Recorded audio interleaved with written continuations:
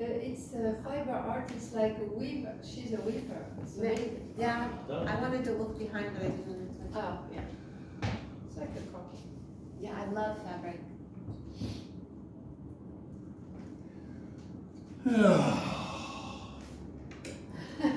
Drum roll, please. Bonjour. Uh, So we have Richard.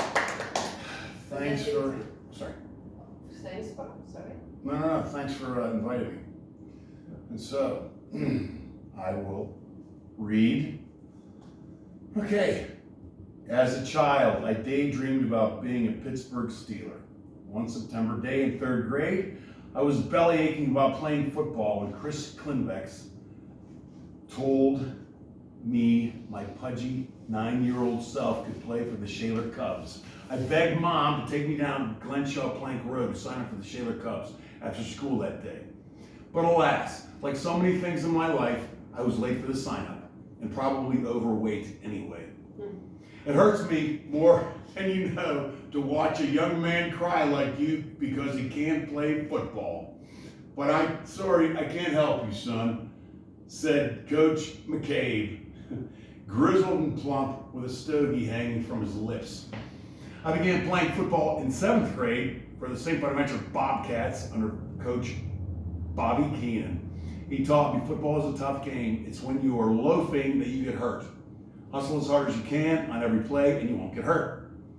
In 1975, I remember defensive end L.C. Greenwood and safety Mel Blunt of Pittsburgh Steelers came to St. Bonaventure Grade School to raise money for a football program.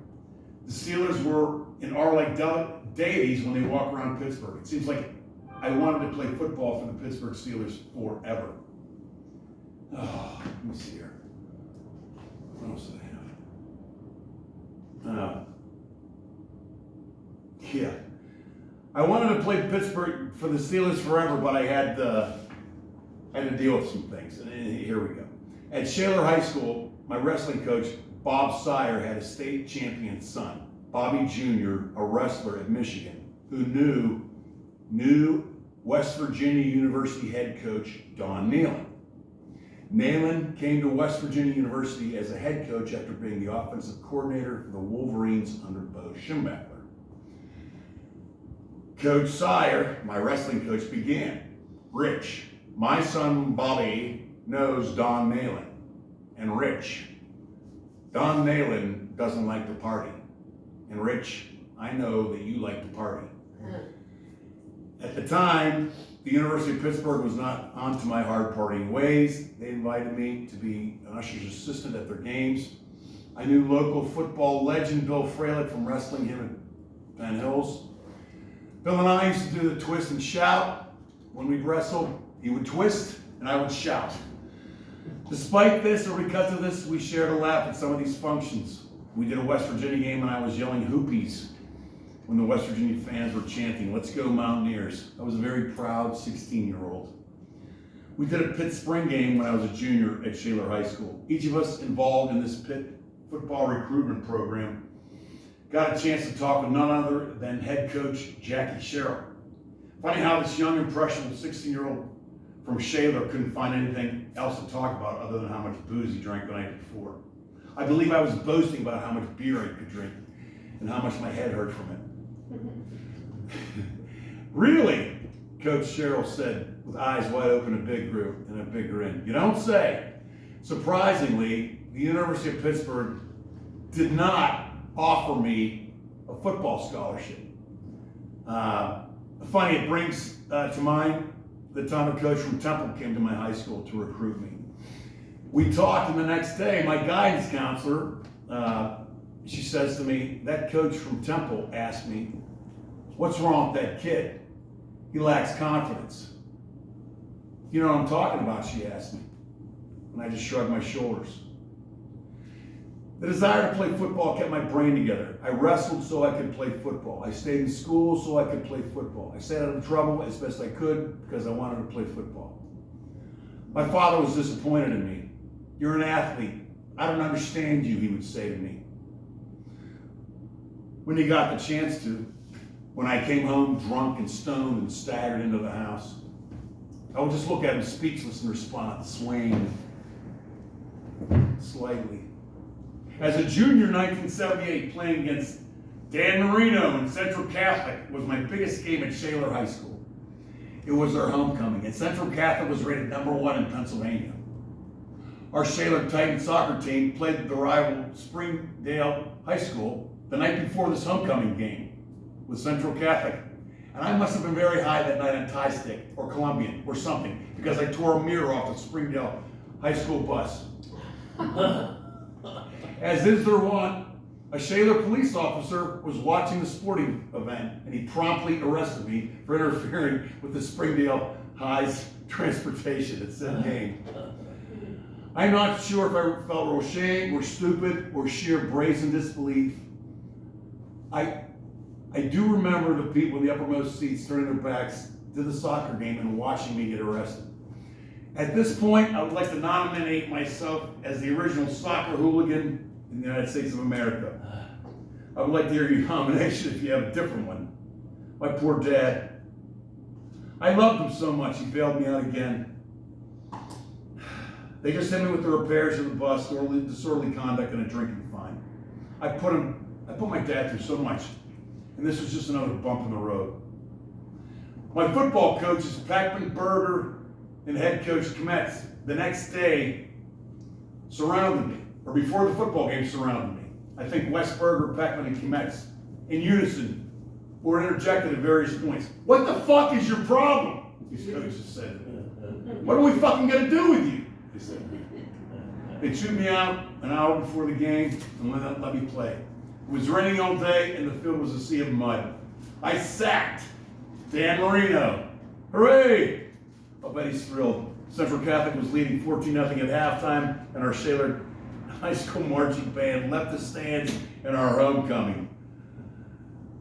The weather nullified the Dan Marino effect, and we slogged our way back in the game in the second half. We won on a 2-point conversion with no seconds on the clock. The football being tipped into the waiting hands of Titan Dan Fry, who was laying on his back.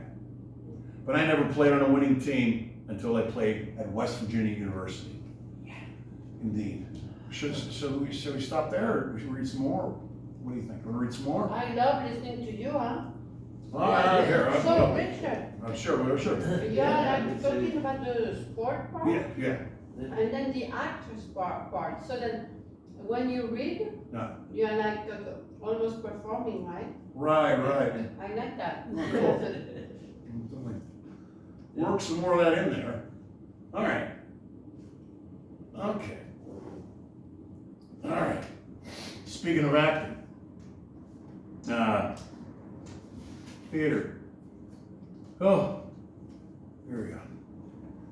In 1992, I auditioned for the New Works Festival in Pittsburgh with that piece. I have to read this piece to you because I just love this piece. And that's where I start here. I need to read this piece. This is the audition piece that my first audition, I used this piece. That was hard for me to understand all the text. It's a tough one to memorize. Oh, this General Ripper from Dr. Strangelove. Is that what you're talking about? Yeah. Well, yeah, that's that's the trick of it. I ordered a hard copy of the screenplay.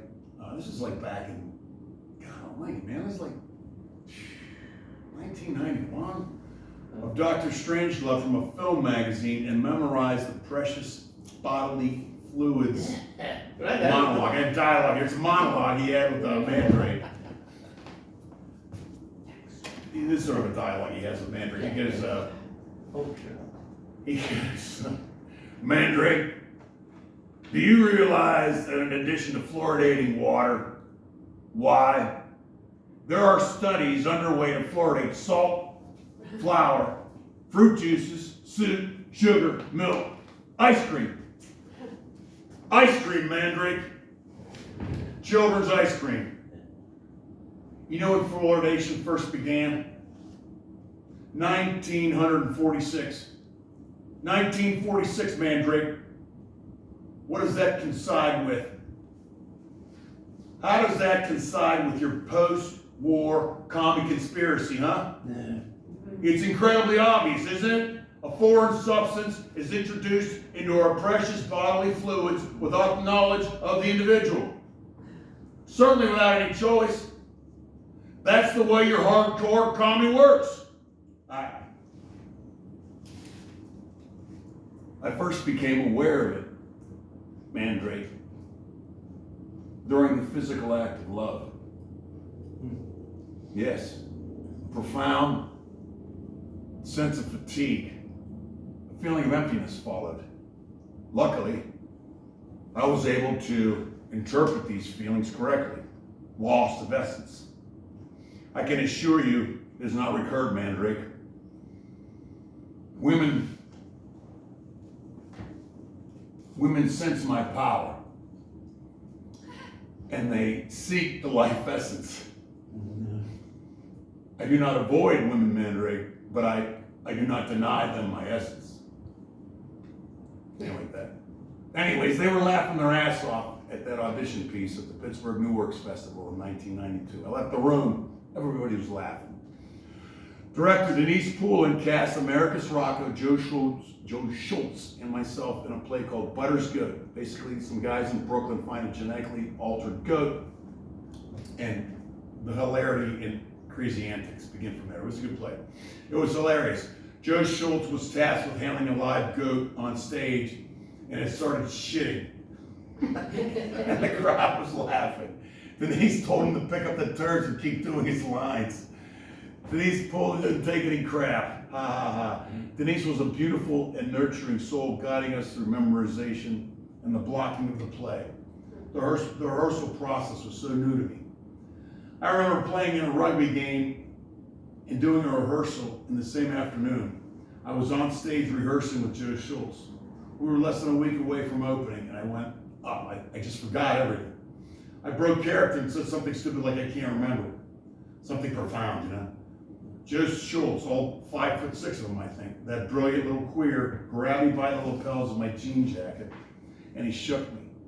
And he shook me face to face, and he says to me, "You just can't fucking stop!" Keep going. Americus and I talked about theater. Americus taught me how to bow. Americus demonstrated for me. The actor walks in from the entrance to the mark. Feet together, the actor stands up, emotionless, as the audience applauds. And the actor's in disguise, still in disguise. Now the actor bows. Right? And then, hands almost together, almost touching the floor. Finally, the actor stands up like a banty rooster and grins from ear to ear. That's like, oh, you ever see like people be in plays or something? Yes. Feet together. Yeah. That's like bow. Little simple stuff like that, man. Yeah. You know? Oh dear, these kids gotta learn to bow. Anyways, You should be acting again. Are you still acting? well, Yeah, well, certainly, this is an act. Yeah. Actually, Richard, don't you agree life is like acting? I used to agree, yeah. I really enjoyed it. You know, it's very time consuming. Yeah. That's the problem. Being an attorney is actor. Is acting too, no? Don't you think? Yeah, it is. I'm glad I did it when I was younger because I'm exhausted now. Yeah. But yeah, I love it. It's just, it would be great if somebody, you know, had an audition for me or something. It's just tough to get your foot in the door to go through all that stuff. It's just a hassle. I mean, I'd love to, you know, I don't know. I'd love to sit on my ass and have somebody give me $1,000 or something, but it's probably not going to happen, right? Anyways, the theater was a completely different experience for me. We were at the Upstairs Theater in Garfield on Penn Avenue for the New Works Festival in 1992. When I was on stage, it was as if I swum into an underground cavern and emerged in a cave, a whole new world where everything was magical around me. You know, it was just like a different world. Like, you know, there was the audience, and then there was you, separate. It was like a bubble or something. Fascinating. It was too much fun. I was too happy. I just had to be an actor. I wasn't really jazzed about the law anyway. Maybe I should try something else. I did a number of productions at the Upstairs Theater on Penn Avenue. I played one of Eddie's bowling buddies in Arthur Miller's A View from the Bridge, and a Nazi in a concentration camp in the play Bent. Good literature for a jock. Never got much past reading Shogun and science fiction back at Shaler High School. One of the things about theater is bullshitting backstage before you go on stage. In sports, you might be on the sideline, shooting the shit, or in a locker room. Really, all your attention is supposed to be focused where the action is, or a coach will come over and yell at you. But like in music, theater, entertainment in general, you bullshit with people before you go out on stage, and those stories that are generated are the best, I think. You know, unless you plan on doing mind-melting method acting before you go out on stage with some emotional preparation.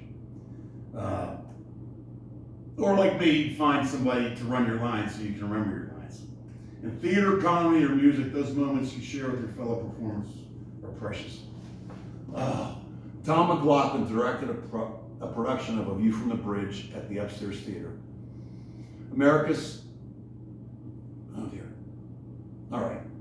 This might be error here. Americus Rocco played Eddie Carbone, Martin Giles played Alfieri, and I played one of Eddie Carbone's bowling buddies. You want to go bowling, Eddie? That was my stardom. That was my big line in the play. Marty Giles is a great actor and director. We were talking in one of our many backstage conversations about directing. We were talking about some principles that were similar in acting and athletics. Marty made a great analogy about directing and pitching in baseball. Ray Miller was an outstanding coach for the Pittsburgh Pirates in the 1990s. Miller's motto was, work fast, change speeds, throw strikes. Work fast, change speeds, throw strikes. That can be said. That's a great, Recipe. Yeah, it's like ethos or something, right? You can apply that to many things. That same thing could be said for directing any presentation in art or athletics. Work fast, change speeds, throw strikes. Yes, indeed, now we begin to see the recurrent themes. When we learn more things, let me see. And thus, the more things we learn, the easier it is to learn more things. You guys probably know this. I'm probably preaching to the choir, but the more skills we have, the easier it is to learn more skills. Oh, Makes sense. right. Denise Pullen then directed me in a production of Streamers by David Ray, and Streamers won the New York Drama Critics Circle for Best American Play. In a very good ensemble cast, I played Rooney and Marty Giles played Cokes. And we would sing this song. Beautiful streamer, open for me. The sky is above me, but no canopy. Counted 10,000, pulled on the cord. My chute didn't open. I shouted, dear Lord, beautiful streamer, this looks like the end. The earth is below me, my body won't bend.